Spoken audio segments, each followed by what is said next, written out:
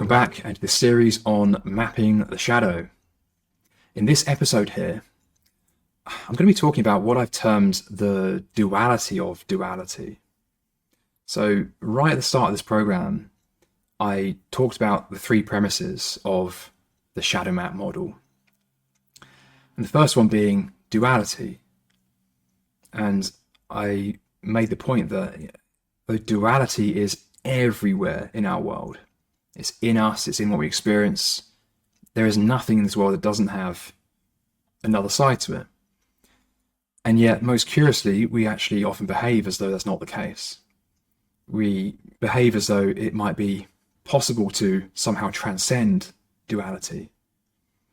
Now, in a way, we kind of do, because there's development here, there's progress, there's a dialectic, there is sublation of duality, bringing two things together, creating new order.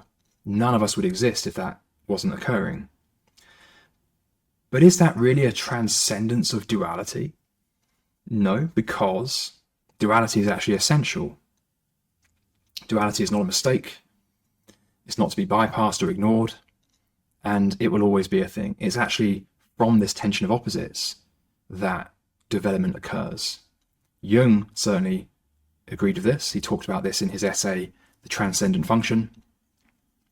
And in many other places as well, he alluded to this idea of what I've coined the duality of duality. So to be precise here, what I mean by this is simply this. Just as everything is dual, just as we have a way of seeing ourselves in the world and a way of not seeing ourselves, duality itself is dual. It's very simple. In the case of the persona and the shadow, the persona, the mask we wear, the way we like to be seen, has both a light side and a dark side.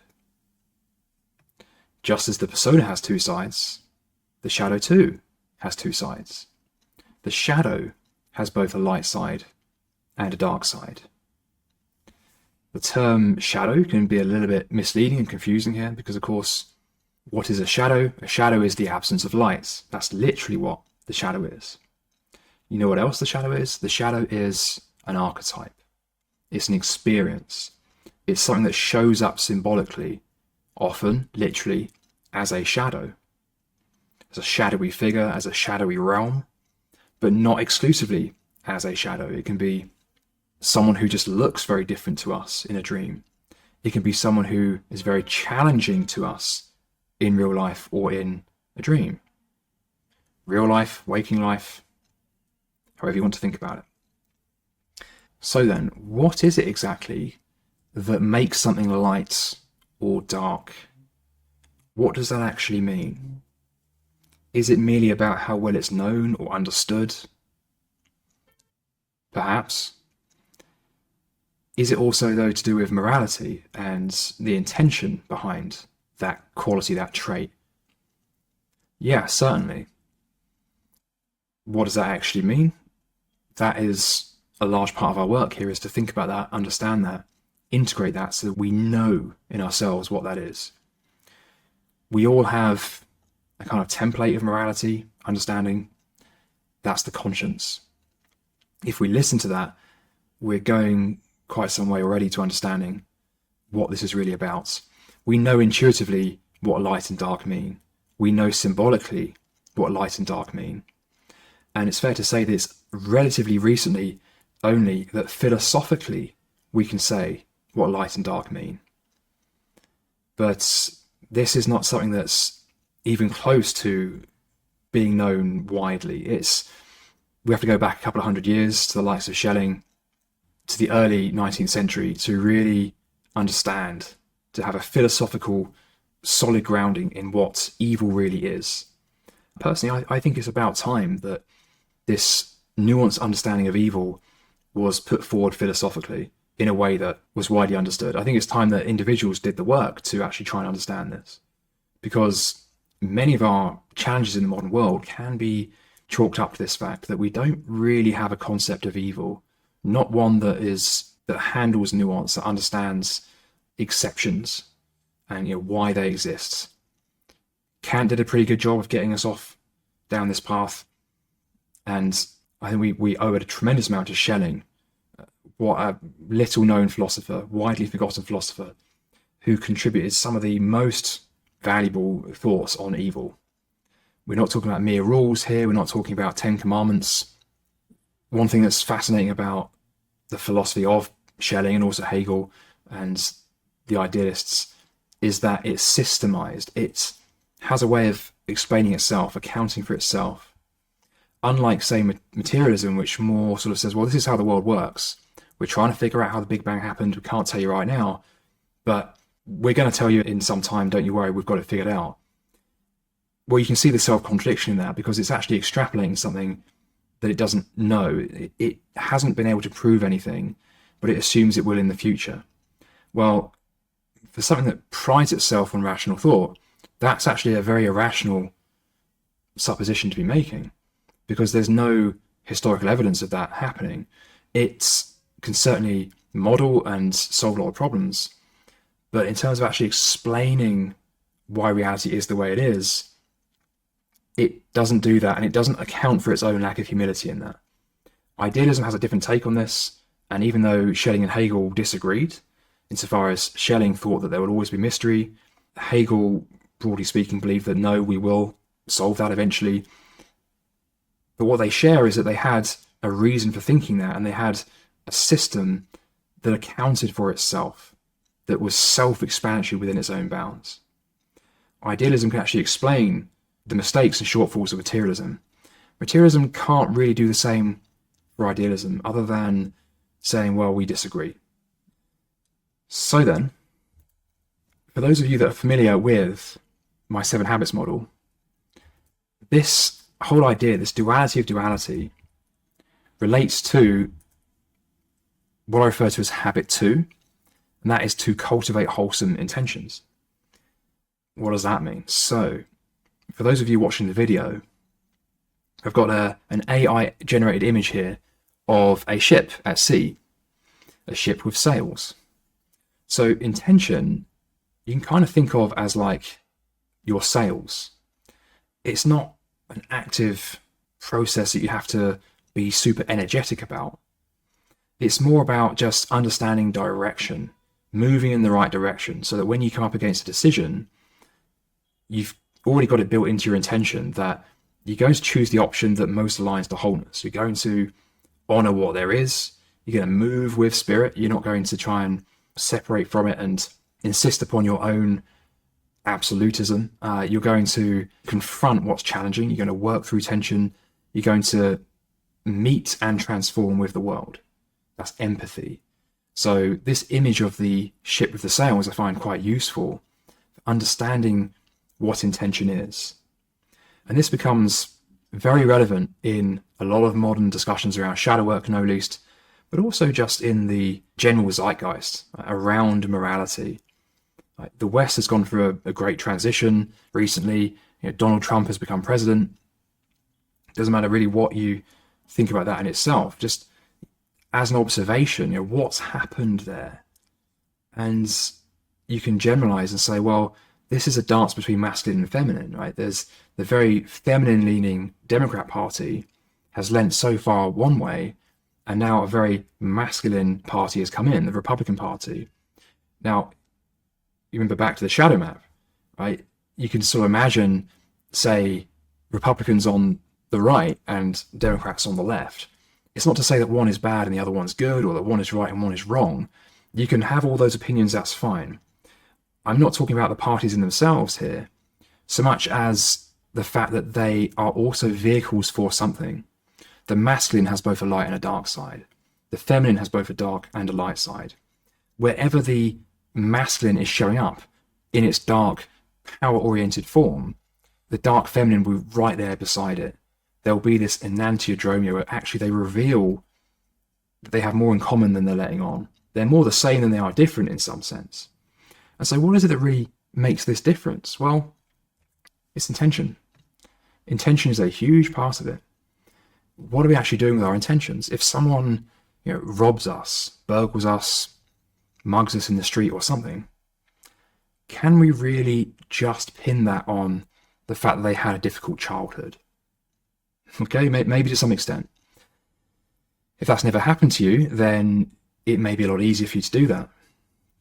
When you experience it, when you experience your own feelings, your own loss, your own anger, your own sense of injustice with that happening, you'd be hard pressed to come away and simply say, oh, well, they had a hard childhood. They had a difficult upbringing, it's not their fault. And if you were to do that, would that necessarily be indicative of a cultivated mind? Now, this is not to say that you don't have compassion, quite the opposite. But the thing is that true compassion comes from a place of synthesis. It comes from a place of seeing, understanding, and reconciling with both sides. True and meaningful compassion is not something that you have to instill or force upon yourself as some kind of antidote to the anger. We've already known from the shadow map what the antidote is. The antidote is the way of dealing with the power position. Now, you can certainly practice that understanding if you're feeling really angry at that, and there's likely an element of power in that. Anger is a experience, it's a feeling, but depending on in what way that's showing up, whether it's a very masculine form of anger or a very feminine form of anger, right? Let's be precise here. If there is, say, passive aggression or manipulation, this is just a form of anger. Maybe it doesn't have the stereotypical appearance of anger, and hence we can easily convince ourselves that it's not anger, when of course it is. It's nothing more than a way to make ourselves feel better about the fact that we're angry without actually having to acknowledge it. There's nothing wrong with anger, not inherently. There can be, but in itself, it is part of this world, it's part of you, just like everything. So it needs to be understood. Why is this arising? Where is it coming from? Maybe even how does it map to this model? So the anger is there, but that's something calling for your attention. And so when you really experience that through, this is a process of coming to see things clearly. The anger is telling you one thing. It too will not be the full truth. It is not absolute reality. It's not the full picture. But the reason it can be so compelling is because it's holding something that has value, that does represent truth, some aspect of truth, something that the mind needs to take on board as part of the dialectical process. So then, when, say, something like that happens, you truly assimilate the experience, then and only then can you actually come to see things clearly and objectively as they really are.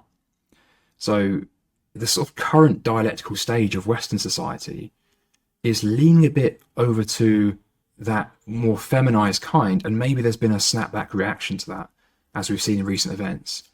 There's other factors going on. I mean, it's no secret that the USA is having its Pluto return. That's something that doesn't happen very often. A lot of folks ascribe a lot of relevance to that, and I think there's definitely something to be considered there. But this snapback reaction may not be the answer. It may not be in itself the solution, but it may contain aspects that the other side hadn't considered. Now, whether those can be reconciled and to what extent comes down to intention. Are we willing to see the value in the other side? Are we willing to meet and transform with experience? So I want to go next to a quote by Jakob Böhme. He said, "There are two qualities in nature, even until the judgments of God. The one is pleasant, heavenly, and holy. The other is fierce, wrathful, hellish, and thirsty." And later he said, "Now both are in the tree of nature, and men are made out of that tree and live in this world, in this garden, between both, in great danger. Suddenly the sun shineth on them by and by, winds, rain, and snow fall on them." So let's break this down. Quite simply, these two qualities in nature, both having a role. And it wasn't safe for Jakob Böhme, a 16th century shoemaker, to loudly brandish this in his time. It took him some time to write this down. And when he did, he almost got into a lot of trouble. The idea that there actually this duality within God himself, that God is not only pleasant, heavenly, and holy, but also fierce, wrathful, hellish, thirsty. So what would be wholesome intention in this? If God himself contains wrath and anger, and when you experience anger, are you in some sense also experiencing God's anger? Is your perception God's perception to a degree? And therefore what to do with it? Is anger itself unwholesome? If yes, then why does it even exist? Is it some kind of essential unwholesomeness? If there could be such a thing. I mean, it's a contradiction in terms, right? Because if it's essential, then it must be part of the essence. It must play a role. Well, does it not come down to how the anger is used, the intention behind it? Because what is anger other than this thanatos energy, this destructive energy, or this pushing away from something? Does God himself not push things away? Does God himself not discard certain things that are no longer serving, or that are so determined to be alienated from what there is that they self-destruct? So clearly here, there's a place for understanding the role of all of this stuff within this dialectical movement. But let's also not be so fast here. Is there not a place also for denying the existence of certain things? Of course there is, because if we just absolutely took the view that in a way that was unintegrated, or a way that was a kind of bypass, right, that everything has its place, on some essential level that's true, but we cannot merely pretend that we're coming at it from that essential point of view, because that would be to deny our own partiality, and that's not wholesome. Ironically, many traditions will try to convince you that that is wholesome. Couldn't be further from the truth.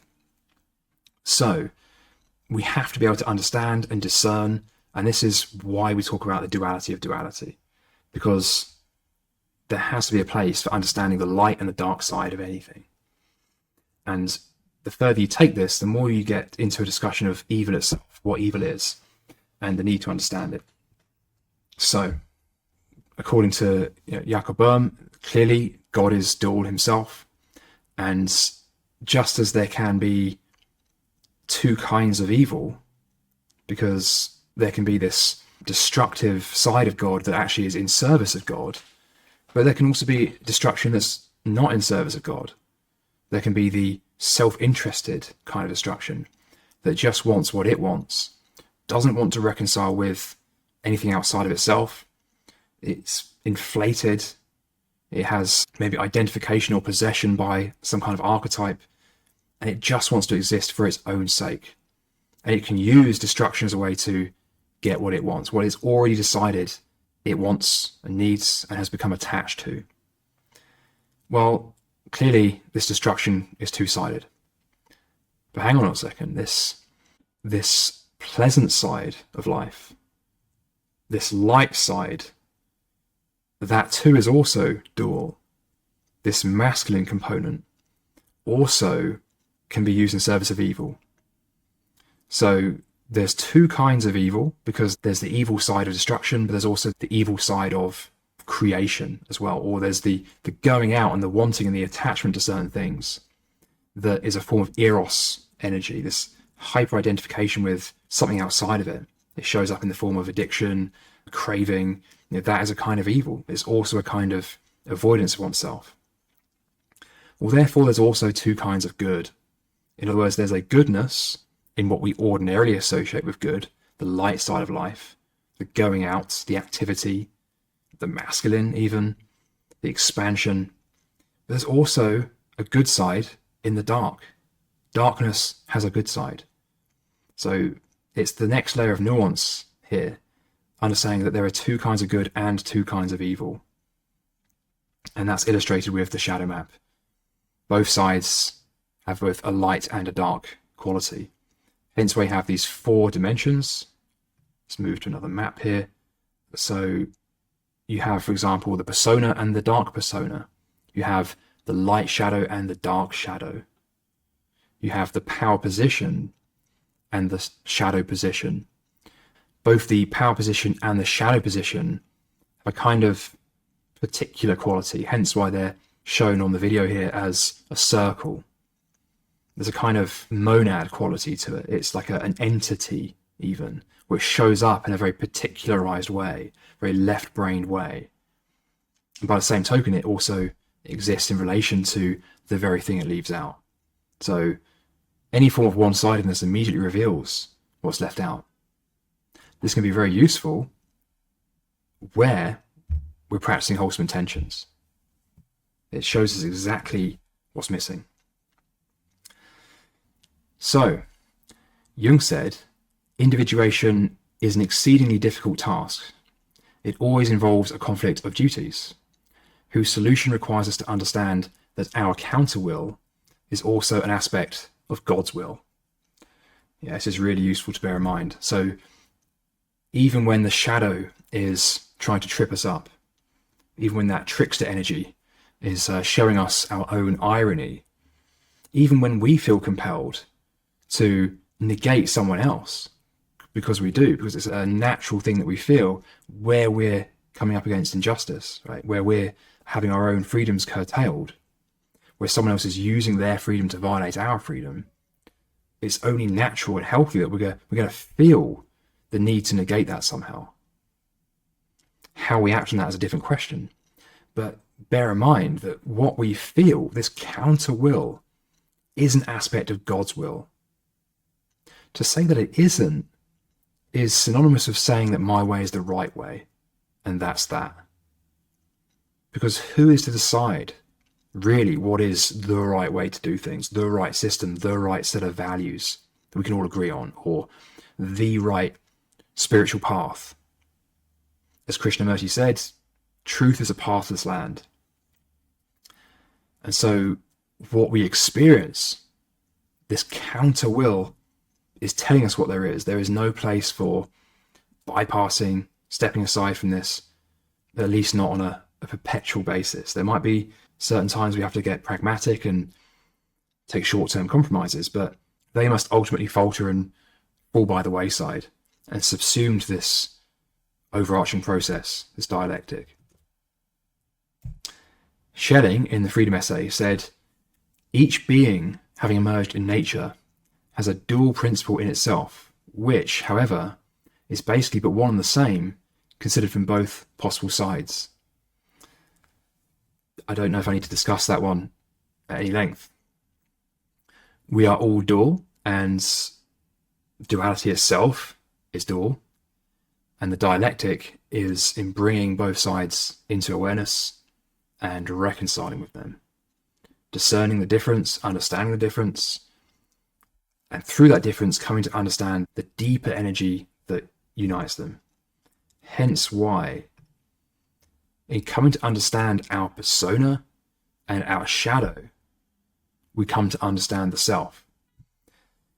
In coming to understand the persona as it shows up in a more wholesome form, and the persona as it shows up in a darker or more unwholesome form, we're coming to understand what is common to both, what unifies them both. And then by encountering the shadow, we do not stop the persona or negate the persona. We do negate the persona, but we don't delete the persona. It transforms into something else. So a couple of episodes ago, I talked about how the persona is actually itself an archetype that carries something deeper. And the more we integrate that, the less we need to carry it in the form of a persona that's like a mask that represents something. It becomes more authentic and more genuine. So the product here is the self. And just as Schelling was getting at, it's understanding this dual principle which gives rise to the being as it really is. Arno Gruen, in Betrayal of the Self, so a slightly different point being made here, but very relevant. He said, our empathy is undermined every day, even under the guise of solicitude. Of course, there are no grounds for indignation if solicitude itself becomes an instrument of power.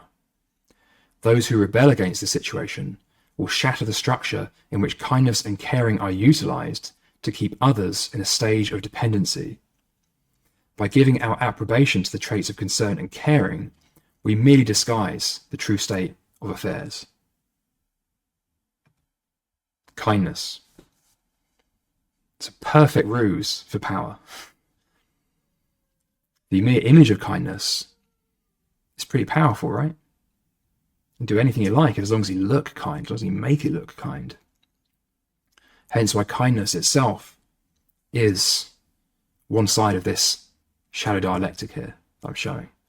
Kindness taken to an extreme becomes a form of power just like anything else.